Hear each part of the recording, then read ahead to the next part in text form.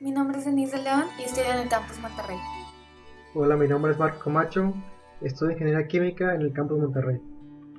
Hola, soy Ada Williams González de Campus Monterrey. Mi nombre es Marcela Elizabeth Martínez del Hoyo y estudio en el Campus Monterrey. Mi nombre es Yusef Fraige, soy alumno del Campus Monterrey. El hinduismo es una creencia religiosa que proviene de la India. En el mundo hay alrededor de 860 millones de hindús, por lo que después del cristianismo y el islam, se podría decir que es la religión más practicada. La palabra hindú proviene del idioma persa y se deriva de la pronunciación río Sindhu.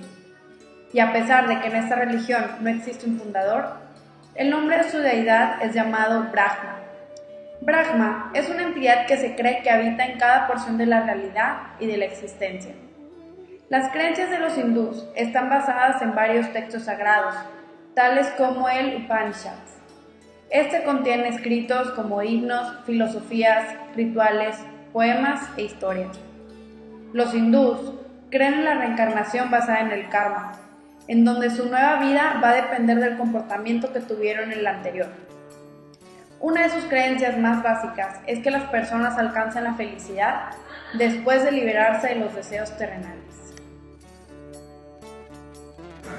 Okay, yeah, so I'm studying financial markets and I'm 20 years old.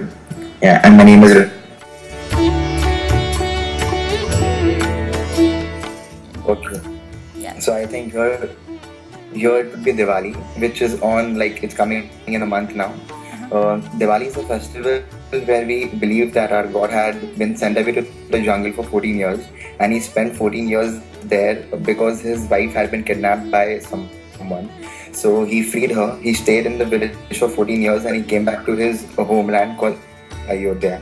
And he came he came back on this day called Diwali, and that's why we celebrate it. And Diwali is known as the festival of lights because we celebrate the homecoming of our God. So that's the most important day of our religion, and like that's the day when people usually buy jewelry, houses, cars, or like anything significant.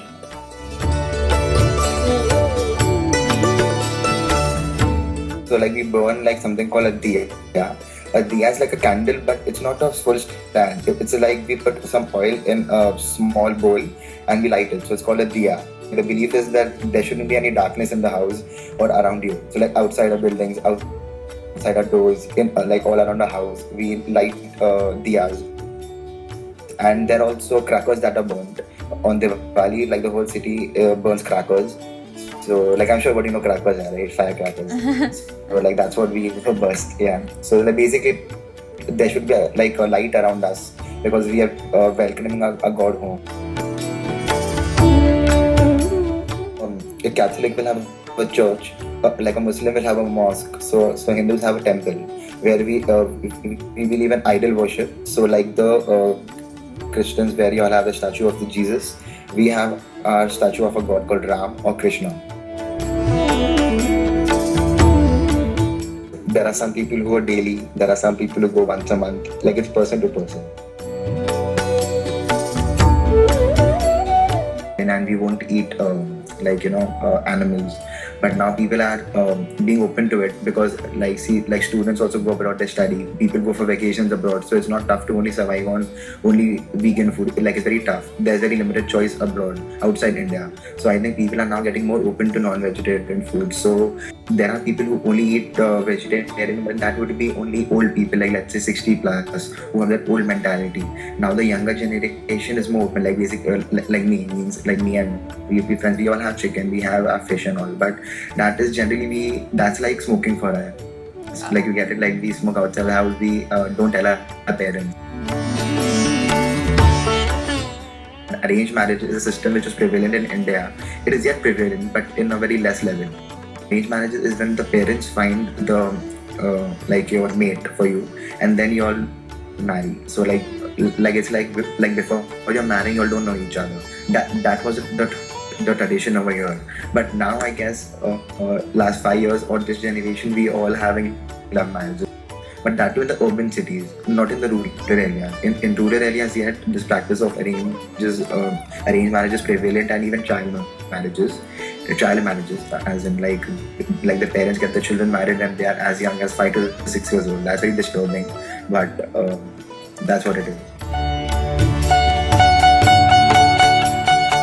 Yeah, I understand what I'm saying. See, I guess globalization has a very strong role in the cultural mix of the people, because people go from India to US or Europe or like wherever around the world for their vacations.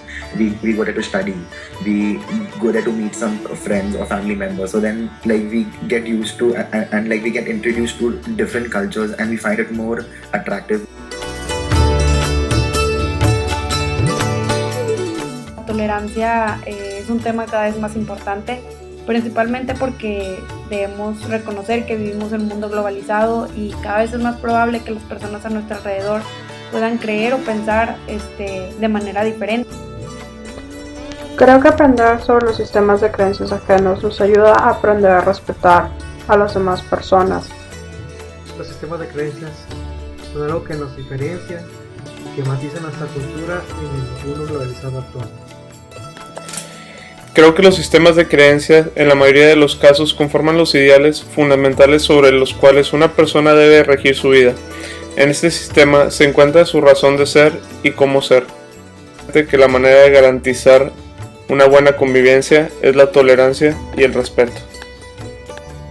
En este video no solo pudimos observar que existen diferencias entre nuestras creencias, sino que también existe un mayor índice de tolerancia gracias a la globalización y que ahora las nuevas generaciones buscan aprender de otras para expandir así su conocimiento y su razón de ser, teniendo así una convivencia más armónica.